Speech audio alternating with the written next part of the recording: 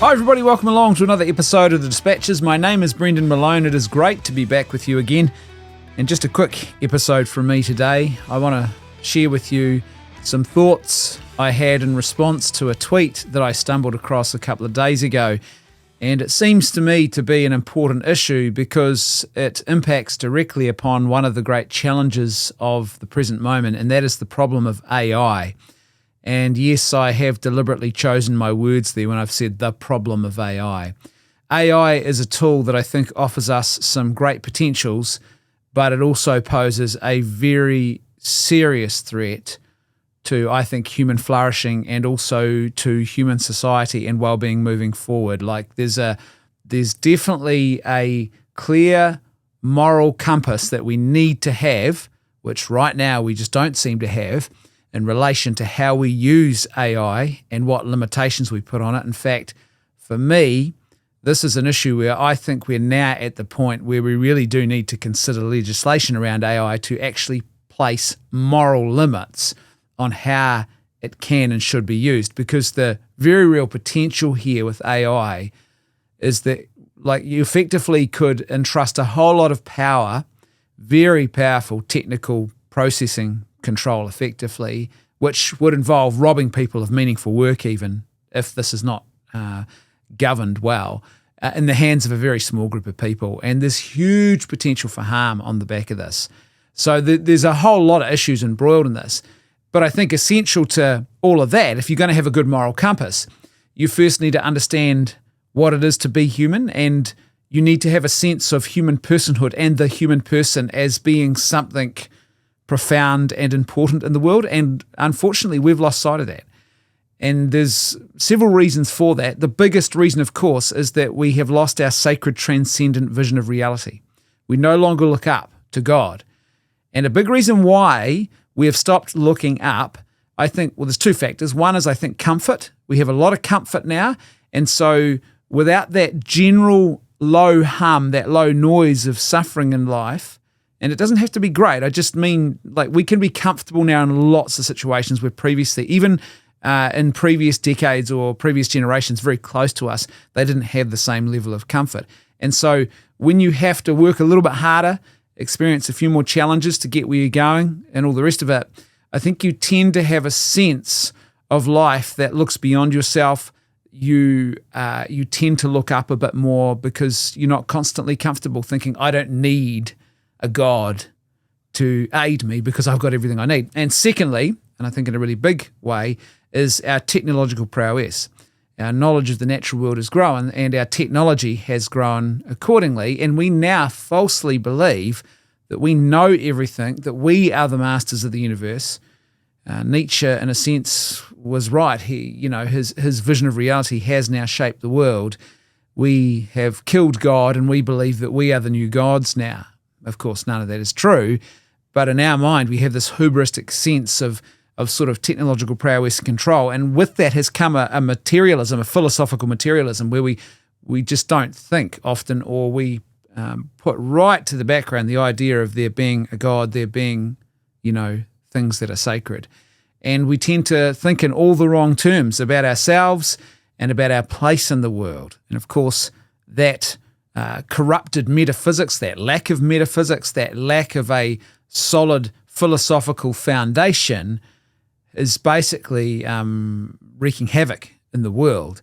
And it leaves us extremely vulnerable in this present moment for what AI could become, not guaranteed to, but what it could become if it is effectively just unleashed, as it currently sort of seems to be being unleashed upon the world. This is really like a Tower of Babel moment. You can actually make a choice to listen to that which is good, true, and beautiful and perhaps stop building the tower, or you can build the tower and then discover the hard way that all of a sudden everything has collapsed and fallen to pieces around you. It's the age-old problem of humanity, goes right back to the garden. If you eat this apple, you will be all-powerful. You'll have the power of life and death. You will have the power of knowledge over good and evil. You'll have it all. And here we are confronted by yet another apple, or should I say, technically speaking, in the Genesis narratives, it is a piece of fruit.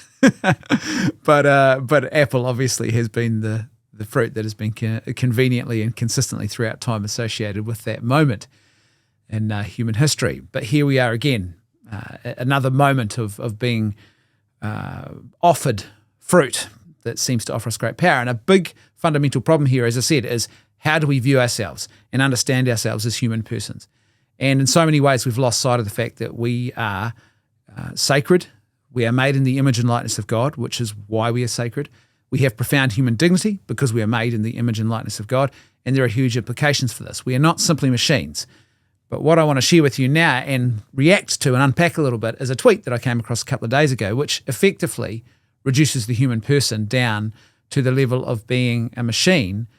And it speaks to, I think, a deep corruption, a deep illness and sickness in our age, which has profound implications and ramifications. So let's have a look at this tweet now together. This lady called Sherry tweeted on August the 2nd, "People dismiss dreams as being not mysterious because it's just background brain activity. But like, what makes you think that it isn't mysterious? The fact that your brain uses your memories, fears, secret desires, trauma, and soft spots to create unique scenarios that reality doesn't recognize means that your psyche knows something about you that you don't even know, and it shows it to you in symbolic or patterned ways when your consciousness is not in the cockpit.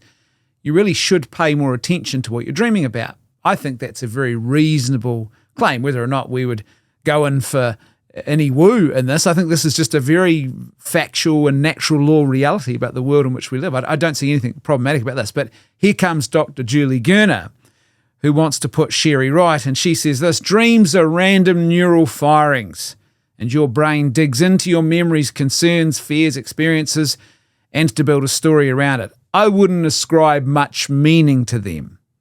She doubled down by retweeting this, someone else out, and then saying the following: "Hate to break your heart, but there is no real meaning to dreams. Dreams are random neural firings. Your brain makes up a story to make sense of it using memories, experiences, fears, concerns, etc. Dreams have functions, memory, threat simulation, etc., but no real meaning." Now, as you can imagine, when I saw that, I thought to myself, hold on a minute, what are you saying here? Because there's some problems in what you're saying. In fact, what you're saying ultimately is quite contradictory, but it speaks to this sort of philosophical, metaphysical corruption and malaise of our age. First of all, in my own personal experience, I've had two dreams that completely contradict what she's saying here. Two dreams that were absolutely prophetic in nature. It's only ever happened twice in my life, and it was decades ago. And I'll tell you about both of them so you can get a sense of what I'm talking about. In one dream, it came in the night after a very dear friend, in fact, three close friends, were killed in a car accident. There were four people in the vehicle. One person survived. The vehicle went off the edge of a road to Nelson and ended up in a river. And three of the four occupants in the vehicle died. Only one person got out. Now, we found out about this on a Sunday evening. I still remember quite vividly where I was and what happened when this ashen-faced friend of mine came back into the room to break the news to us. They'd received a phone call, gone out of the room to take the call, and then come back and just, I remember exactly what happened in that moment. We were all down here in Canterbury, and the accident had happened many, many miles away up by Nelson. And no one really knew the details. Like the close family, I think, knew, but no one was with them in that moment to ask questions. And so no one knew exactly. In fact, we didn't even know the full details yet because the one person who'd survived, she was still up north. She wasn't back. And it would be over a week. I think it actually might have even been longer. I can't remember exactly how long it was, but it was a very, very long time between when I had this dream and when we finally found out what the full details of the accident were. All we knew was the basics. They were in a van together. The van had gone off the edge and three people were dead. And we didn't know much more than that. And one person obviously had survived. The van had gone into the river. And so you could sort of guess what you thought might have happened. But there was one person in particular who I was really, I looked up to like an older brother who died in that accident. And I remember it was almost like a query, almost like a half prayer. But I remember going to bed that night just thinking, Lord, I want to know what happened and how my friend had died. It was just this burning desire to know. And that night I had a dream. And in my dream, I saw him. The van was in the river. He had come out the window of the van, so one of the front windows. He had come out the window, but he was trapped by his legs. He had his seatbelt wrapped around his legs and he was trapped and he couldn't get out of the vehicle and he had died as a result. And when we found out about a week or so later, in fact, it might have even been longer, I can't remember the exact timing between the dream and when I found out, the friend of ours who had survived, she told us the story and that's what had happened. She doesn't know how she got out of the van. She was in the back. She managed to get out of a window. Well, somehow she got out of the van. She got up and she sees my friend and she sees him.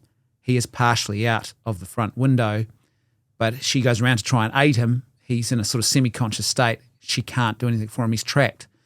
It's his seatbelt or something that's wrapped around his legs and he can't get out. Now, that might have been just my brain doing some pure guesswork, but it seems kind of strange that my brain actually guessed with such specificity and it created a picture of what had happened with such huge specificity. And no one knew at that stage. There had been no conversation about that. People were sort of saying, oh, maybe they died of their injuries, maybe they drowned. That was sort of the extent of what people were guessing about what had happened, but no one knew the actual scenario. So that's dream number one. And okay, I can accept that maybe my brain, this could be pure coincidence. It seems to me to be a very odd coincidence that my brain would come up with a very specific scenario that was the exact scenario of what had happened. It seems strange.